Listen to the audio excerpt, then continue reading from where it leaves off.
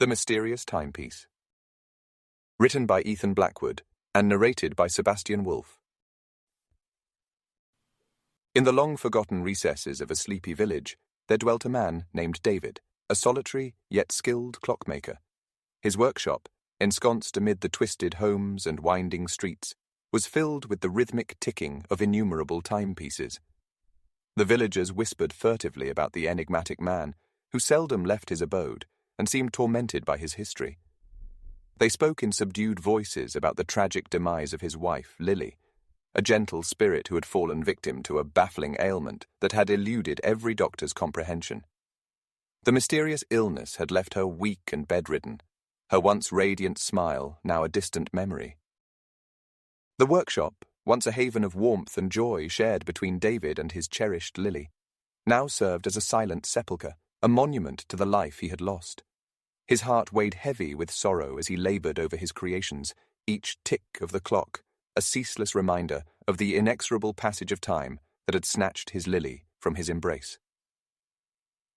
Upon a fateful day, as David rummaged through a container of his wife's possessions, he unearthed an ancient tome, its pages yellowed and fragile with the passage of time. The script within spoke of time and dimensions, of realms unseen and unbound by the mortal comprehension of reality. It had been discovered by Lily during her travels, and she had hidden it away in a secret compartment of a locked coffer, perhaps sensing the power it held. As David delved into the ancient text, memories of Lily flooded his thoughts, from their initial encounter to the moment she exhaled her final breath. The anguish of losing her only fueled his resolve to create a timepiece unlike any other, one that could reveal glimpses of these extra-dimensional realms. His hands, once steadfast and unerring, now quivered with anticipation as he commenced his work. The clock's design was elaborate, its gears and cogs painstakingly fashioned to harness the power within the ancient manuscript. Months turned to years, and the once vibrant man grew emaciated and haggard, his eyes hollow from countless sleepless nights spent labouring over his magnum opus. At long last, the extraordinary timepiece was complete. A magnificent clock, its face adorned with a sheet of glass that shimmered with an otherworldly luminescence. As the hands moved, images of the extra-dimensional realms danced upon the glass, revealing glimpses of worlds unknown to mortal eyes. David was captivated by the visions that unfolded before him. He spent hours, days, weeks, poring over the timepiece, searching for answers about his wife's ailment and the possibility of reuniting with her. The realms displayed on the timepiece were as numerous as the stars in the night sky, each with their own unique characteristics, inhabitants, and potential perils. His obsession with the realms burgeoned, consuming him as he sought to decode their secrets. The once methodical and focused clockmaker now found himself adrift in the myriad dimensions, his mind teetering on the precipice of insanity as he endeavoured to navigate the fluctuating sands of reality. As David's reclusiveness intensified, the villagers began to notice the strangeness that enveloped his workshop. Shadows appeared to slither along the walls, and eerie murmurs could be heard reverberating through the night.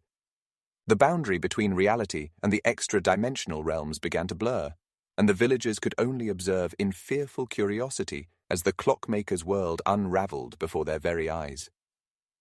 Unexplained phenomena and sightings tormented the village, heightening the sense of disquiet and mistrust surrounding David and his workshop. As David's world disintegrated, he grew desperate to find a way to restore the equilibrium between the realms and the reality he once knew.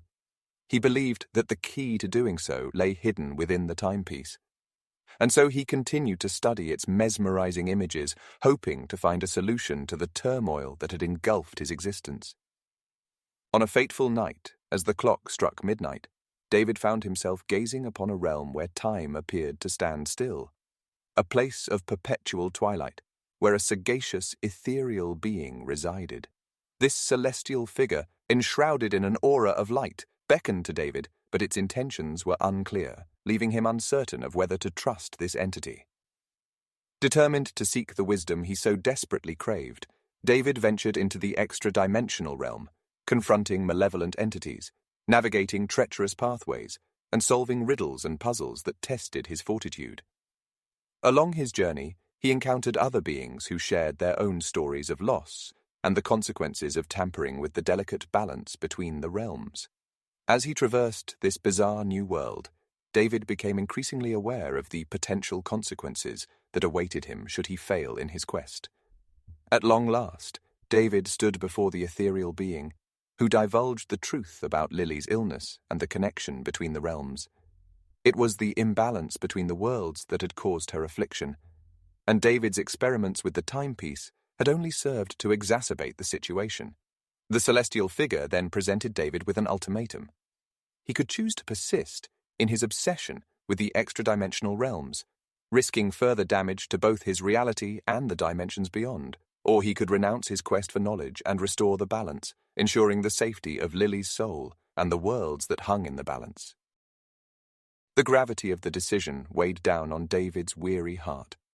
The celestial figure warned him of dire consequences if he chose to continue his obsession, and he knew that his actions had repercussions, not only for himself, but for the innumerable beings that inhabited the realms he had glimpsed through the timepiece.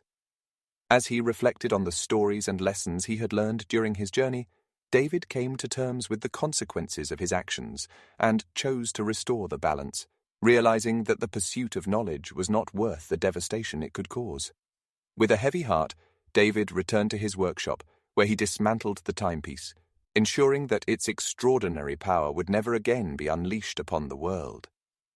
He then burned the ancient tome, watching as the flames consumed the pages that had led him down this dark and treacherous path.